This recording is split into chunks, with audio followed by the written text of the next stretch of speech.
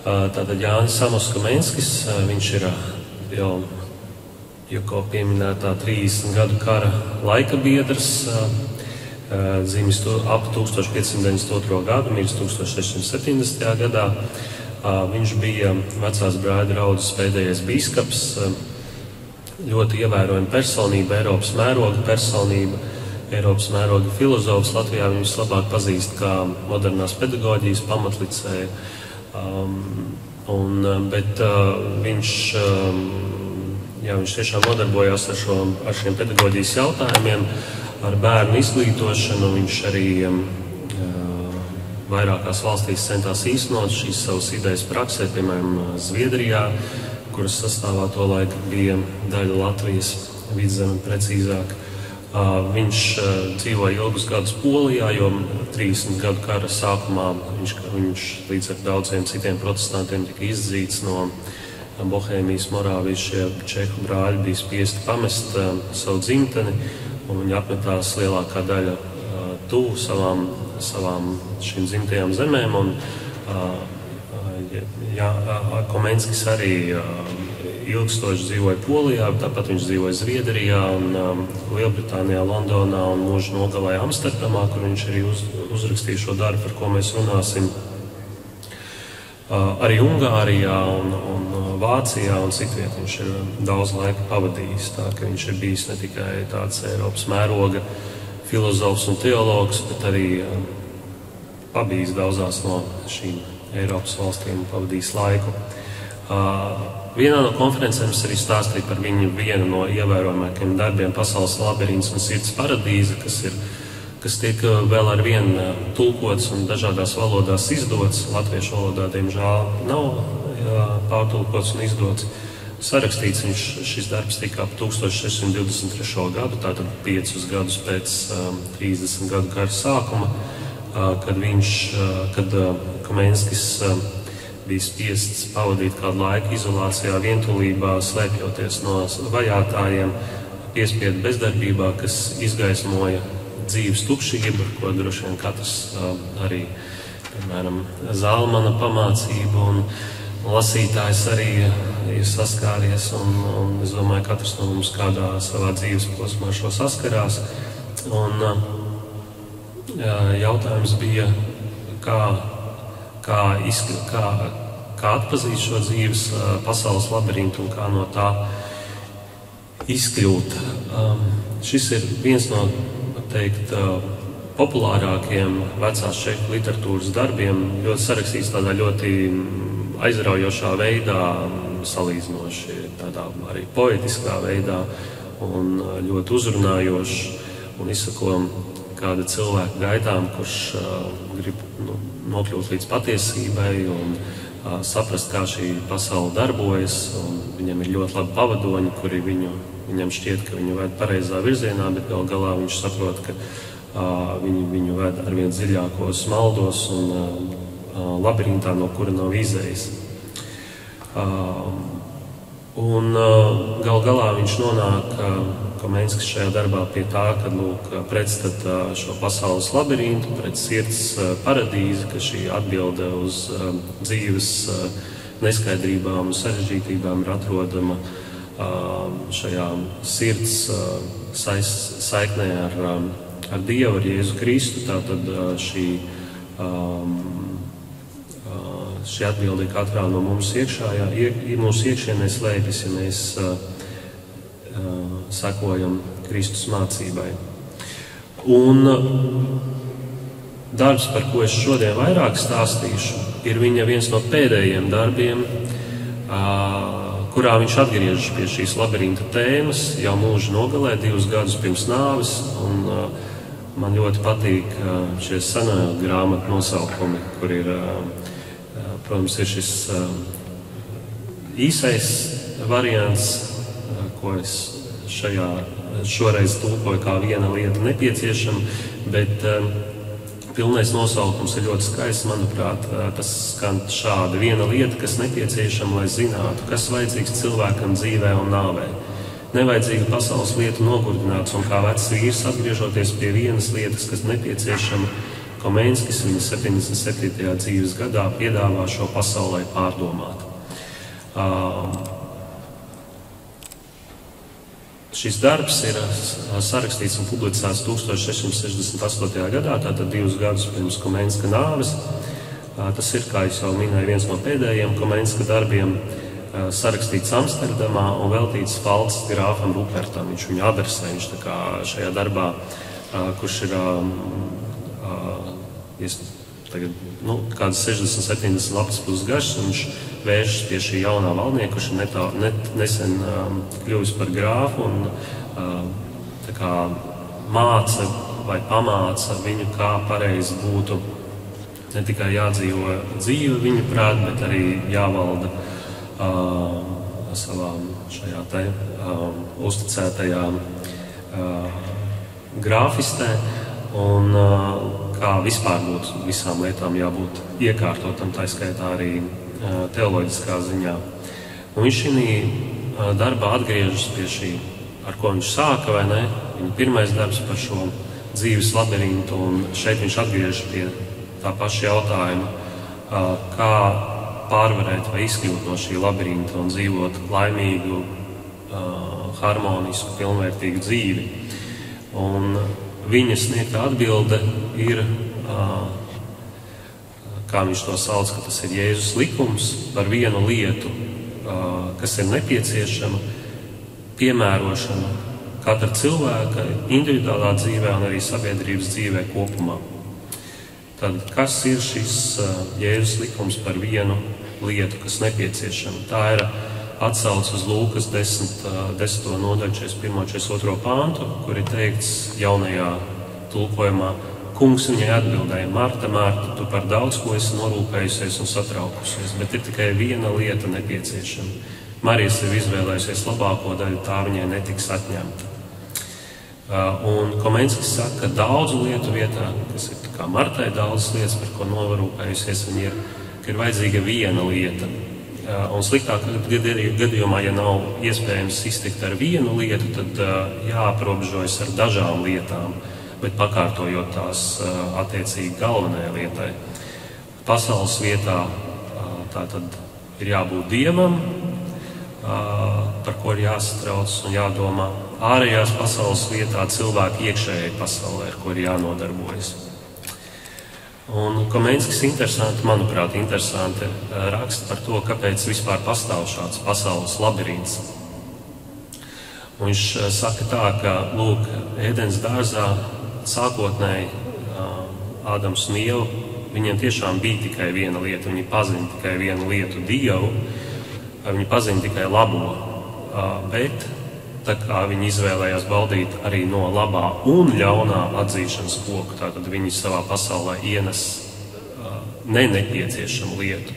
Tā nepieciešamā lieta bija viena, tā bija šī labā atzīšana, bet viņi izvēlas ienest arī ļaunā atzīšanu savā dzīvē vai nāvē, un nāvi ienes arī šajā Ēdenes dārzā. Rezultātā skaidrs izpratnes vietā, jo Dievs dod cilvēkam šo skaidro izpratni, kad cilvēkam ir uzdots uzdevums Ēdenes dārzā, tātad skaidri saprast, atpazīt lietas, nosaukt viņas vārtos, piemēram, šos dzīvniekus vai citas lietas, ka skaidrības vietā tiek ienests apjukums, ja viņš runā arī par halucinācijām, jēgpilna darba vietā, jo viņam cilvēkam ir jākopš uz Ēdenes dārzs, tiek ienestas Sīzifa pūles, tātad veltas pūles, tāpat svārstīgums un apņēmības trūkums darbībā un darba augļu baudīšanas vietā, kas arī cilvēkam ir jābauda, neapmierinātība, mūžīga frustrācija un alkas pēc baudas.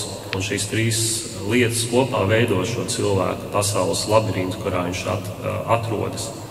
Un līdzīgi kā antīkajā mītā par Minotauru, Dievs savu radījumu ievieto labirintā, jeb pasaulē. Un Dievs it kā ne tikai ievieto, bet arī cilvēks pats, pateicoties savai lepnībai un skriešanai pēc daudzām lietām, nevis šai vienai lietai, kas ir nepieciešama, ne tikai nevar atrast izēju no pasaules labirinta, bet rada arvien jaunus labirintus, simtiem un tūkstošiem labirintu. Un pats Komenskis arī grāmatas noslēgumā min šos savus personīgos labirintus. Starp citu, interesantā kārtā starp viņiem ievietojot arī savus šos pedagoģijas meklējumus kā vienu no šādiem labirintiem, ar ko viņš dzīvē nodarbojies.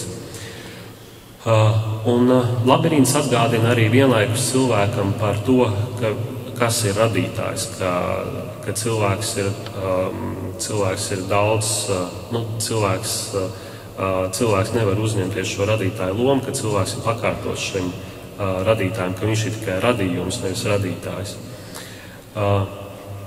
Tāpat Komenskis piemin, ka antīkajā mītā par šo Minotauru Ariadnes pavadiens varēja izvest varoni no labirinta, un līdzīgi arī kristīgam cilvēkam ir jāsako Jēzus likumam. Tātad likumam par šo vienu lietu, kas vajadzīga, lai spētu izkļūt no labirinta. Tālāk jautājums, pats galvenais jautājums, kas tad ir tā viena lieta, kas nepieciešama? Un Komenskis saka, ka vienas nepieciešamās lietas atrašana un lietošana, jeb piemērošana savā dzīvē, ir patiesībā tā ir īsta māksla. Ka šīs mākslas pamatā, kā atrast šo vienu lietu katrā konkrētajā situācijā, ka to māca Kristus vienkāršība. Kristus vienkāršība iepratī pasaules sarežģītībai. Cilvēkam nav vajadzīgs daudz, bet cilvēkam ir vajadzīgs maz, pēc iespējas mazāk.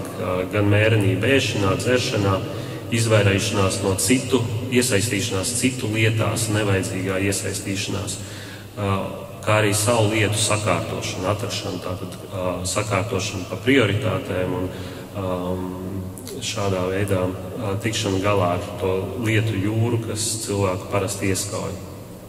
Pats galvenais cilvēku uzdevums ir mācīšanās sevi iepazīt, sevi pārvaldīt, ko jau mēs dzirdējām vienā no iepriekšējām šīs dienas runām, ka, lai tu pārvaldītu valsti, tev jāpārvalda sevi, un arī, viņš tā kā saka arī to, ka sevis pārvaldīšana ir viena arī no augstākajām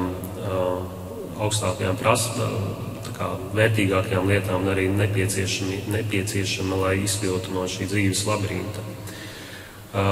Tātad arī šeit ir šī atsauce uz šo sākotnējo ēdenes dārza ideālo stāvokli, kas ne tikai pazīt apkārtni, bet arī pazīt sevi, iepazīt sevi.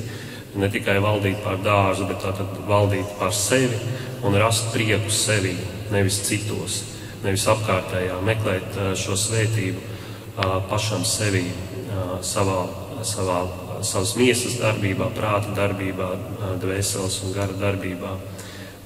Un katrs pats sev ir pats svarīgākais, uz ko arī būtu jākoncentrējas. Un šīs ārējās lietas, kas mūs apņem, tās var tikai novērst uzmanību, un tās patiesībā nav nepieciešamas. Ne šī interese par dažādām mantām, bagātību un tā tālāk. Un tas mērķis ir cilvēku kļūšana par pilnīgu Dieva attēlu, kas bija interesanti, arī diezgan kuriozi. Man likās, ka Komenskis, piemēram, pat saka, ka cilvēkam nav vajadzīgs vairāk kā par 2 draugiem, ka tas ir jau lieki, un tā ir pārāk liela iesaistīšanās citu lietās, un ka ar 2 cilvēkiem pietiek, lai, ja vajadzīgs, lūgtu padomu un kaut kādas domas. Tāpat viņš saka, ka līdzīgi kā ir viena dzīvība, bet 1000 veidu kā nomirt, ir viena patiesība, bet ir 1000 maldu, un arī Kristus ir viens, bet ir 1000 antikristus, tāpat cilvēkiem ir tātad jāmēģina atrast šī vienīgā lieta, un ka tas ir šis ceļš un Jēzus likums. Tāpat ļoti interesanti, viņš ļoti daudz grāmatu autors, bet viņš raksta, ka daudz grāmatu lasīšana esot ļoti kaitīga. Un grāmatu kults galu galā novedīšot pie tā, ka neviens neko vai nu nelasīs, vai arī ja lasīs, tad tas novedīs pie ateisma, jo neviens vairs neticēs tam, kas ir rakstīts. Viena grāmata, tātad Bībele, ir nepieciešama, bet šeit viņš tomēr viņa viena no lielajiem dzīves vīzijām un mērķiem bija šīs pansofijas izkopšana, kas nozīmē, ka ir iespējams radīt zināšanas, pilnīgas zināšanas par visu, un ka to iespējams noformulēt, tas arī laikmets, kad tātad darbojas šie pirmie enciklopēdisti un ir šī tāda pārliecība par to, ka ir iespējams apkopot visas pasaules zināšanas un ka tās izmantot cilvēku labā. Un tāpēc viņš arī saka, ka ir viena galvenā grāmata, Bībele, bet ir vēl divas citas grāmatas vai tā kā zināšanu virzieni, kas ir ļoti svarīgi ikdienas dzīvē, zināšanas par pasauli, tātad bioloģija, ģeogrāfija un tā tālāk, un par prātu, filozofija, politika un tā tālāk, kas kopā arī veido šo pansofiju zināšanu pilnību par visu. Par Bībeli viņš saka, ka Bībele ir dievišķa vēstule cilvēcei, kurā Dievs aicina cilvēkus atteikties no pārējošām un rūpju pilnām lietām un pievērsties mūžīgiem priekiem. Tā atklāja cilvēkam, prasa no cilvēka un apsola cilvēkam, ja tas ir paklausīgs vairāk nekā pasaule un vairāk nekā jebkura cita grāmata. Un noslēgumā, protams, tur ir daudz dažādu ideju un daudz dažādu lietu, ko Komenskis raksta šajā grāmatā, bet tā kā mums šodien ir tēma par vārdu, tad es arī noslēgšu ar to, ko Komenskis saka, kā ir jālasa Bībele. Tātad Bībeles lasīšanai ir jānotiek citādi nekā jebkuras cilvēku grāmatas lasīšanai, jo Bībele ir īpaša grāmata, kā jau es tikko minēju. Tā atšķiras no visām pārējām grāmatām. Un Komenskis Bībeli iedala 3 daļās, tātad atklāsmē, kas ir jāuzņem ticībā, likumos, kas ir jāuzņem paklausībā, un solījumos, kas sniedz šo dievišķo cerību. Bībele jālasa vairāk nekā citas grāmatas, jo tā ir vissvarīgākā grāmata. Jāstrādā pie tās uzmanīgāk nekā ar citām lietām, jo tā ir ļoti, arī ļoti, ne tikai nes lielu svētību, bet arī tur ir ļoti lieli riski un iespēja apmaldīties un pašam uzbūvēt ļoti lielu labirintu no tā. Un arī ir jāpraktizē, tur rakstītais nepietiek ar teoriju, ar to, ka tu esi vienkārši kā iepazinies ar šo grāmatu, bet arī jāpraktizē, kas tur ir rakstīts. Bībele ir jālasa, uztverot to kā cilvēka spoguli. Tas nozīmē, ka tu lasi šo grāmatu un tev ir jāapzinās, ka viņi ir vienlaikus, tā kā tu esi saistīts ar visiem pārējiem cilvēkiem, varbūt, ka cilvēks vispār ir tikai viens, tad tu viņu lasi kā personīgu vēstuli sev. Ka viss, kas ir rakstīts Bībelē, kaut kādā veidā attiecas uz tevi, un tas tev ir jāatklāj un jāsaprot, un šādā veidā arī jāuztver Bībelē aprakstītie stāsti, ka tie stāsti par tevi. Un viņa prāt ir 3 līmeņi saskarsmē ar rakstiem, kuriem cilvēks tā kā iet cauri. Ka pirmais līmenis ir bibliskās vēstures, jeb notikuma apgūšana, tā ir mācīšanās, to viņš salīdzina ar Levīta atrašanos tempļa pagalmā. Otrais līmenis ir ticības, mīlestības un cerības patiesās nozīmes izpratne, kas ir, kur viņš līdzībā saka, ka tā ir kalpošana, tā kā līdzīgi kā kalpošana templī. Un trešais līmenis ir cilvēka transformācija jaunā radībā. Tā ir, ka tu sāc praktizēt to Bībelē lasīto, ka tā ir uzvara un triumfs. Un tas ir pielīdzināms atrašanās tempļa svētākajā vietā, jeb debesīs. Paldies jums un svētīgu šo atlikušo dienas daļu.